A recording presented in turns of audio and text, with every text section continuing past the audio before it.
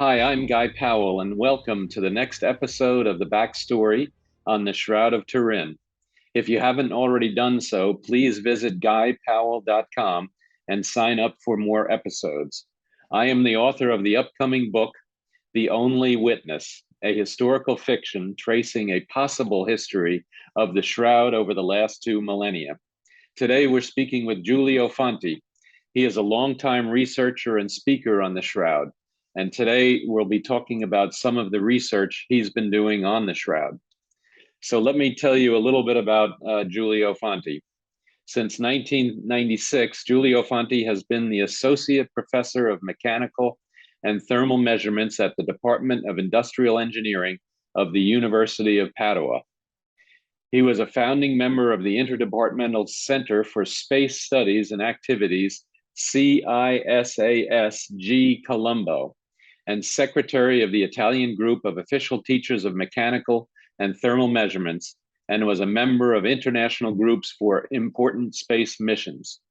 He has been studying the Shroud of Turin for the last 25 years and has been coordinator of the Shroud Sciences Group for about 20 years, which is more than 100 scholars, mostly Americans, and was a member of the scientific committee of several conferences.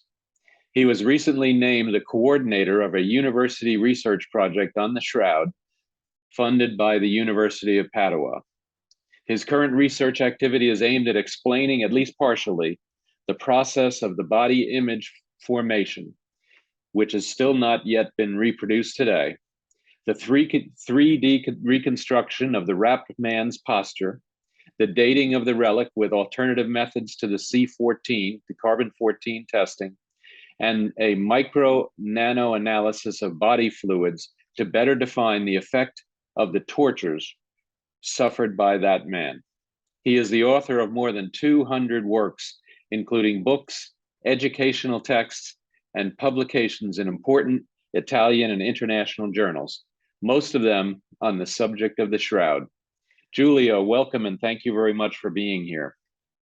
Hello, thank you for this call. Absolutely. Thank you, Giulio. So tell us, what is your backstory on the Shroud of Turin? How did you get involved in researching the Shroud?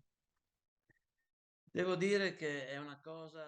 I have to say that it is quite complex because I really believe that it doesn't depend on me, but it is Jesus who calls. Actually, I have been called several times in my life, starting from when I was 10 years old, when I took a trip to Turin. I wanted to see the Shroud, but obviously in the 60s the Shroud was inaccessible and it could not be seen. That was my beginning. Negli anni 60 But I've always had a certain connection, a certain thought about these things. Then came the great success of the Sturp team, which in '78 made some very